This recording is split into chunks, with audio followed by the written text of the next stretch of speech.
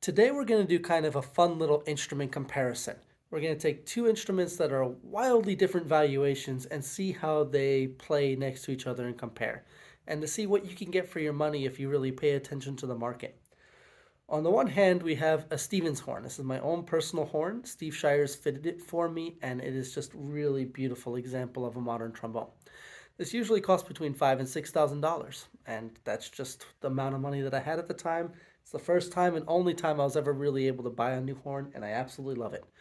On the other hand, right here, we have this horn that I just got off of the Trombone Chat forum for $400. Yeah, a drop in the bucket comparatively.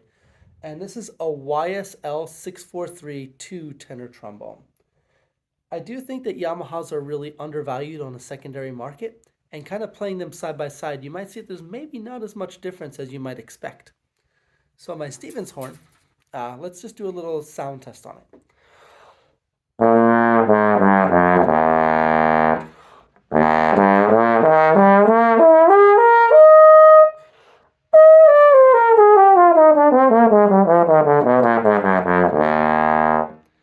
I love the evenness across the registers. I love the sound. I love the darkness of the horn. The valve feels pretty nice, which is why I always test it out in E flat just to see what the transition is like between the open and the F horn. And it's a really beautiful horn. I feel super lucky to have it in my life. Let's try that same series of notes or something like it on this Yamaha, which again was 400 bucks. Yamahas don't always have the greatest reputation in the trombone world, especially in the American trombone market, but I think that they are really great horns. And I think that they're very consistent. They give a slightly different feedback to the performer than a horn like this does, or a Shires or an Edwards, or a box style horn. And I feel like that makes people shy away from it. But usually the sound out of the bell is much different than what we're experiencing before the bell. This is Yamaha's kind of response to the Con 88H. Has the rose bell, has the closed wrap. Let's hear how it sounds.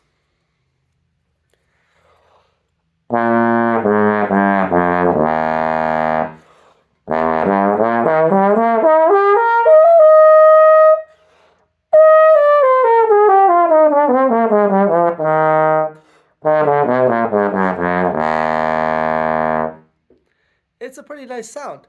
The neck's a little tighter for me. I tend to have like kind of a wide neck, so it feels like it has that con thing where it presses in just a little bit. And it feels like it takes slightly more air to get the same effects. But overall, if you had to be like, were these horns so far apart money wise, you might not think that it was like next to nothing and about as much as you could pay for a tenor trombone. Let's try out a couple of things. Let's do like a Simura etude.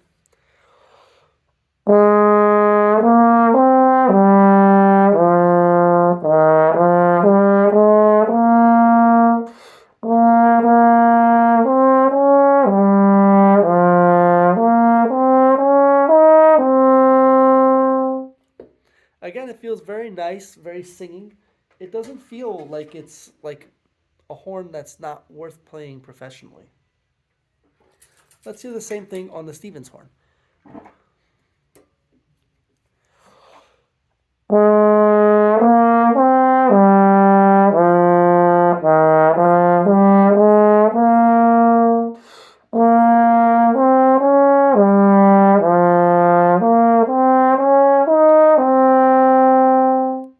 Again, I feel like I get a little bit more richness in the sound from this, but maybe not as much as you would expect just be giving the specs of the horns and what they are blind.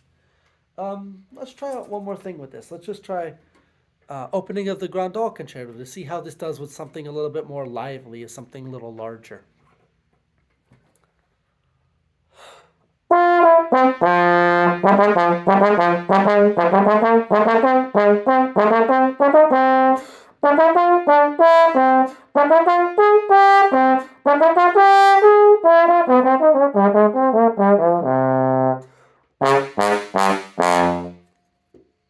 Again, not the worst sound in the world or anything else here. The bell's a little bent up, the lacquer's a little worn, the horn's a little bit beat, but still, it works pretty well. Let's do the same thing on the Stevens horn.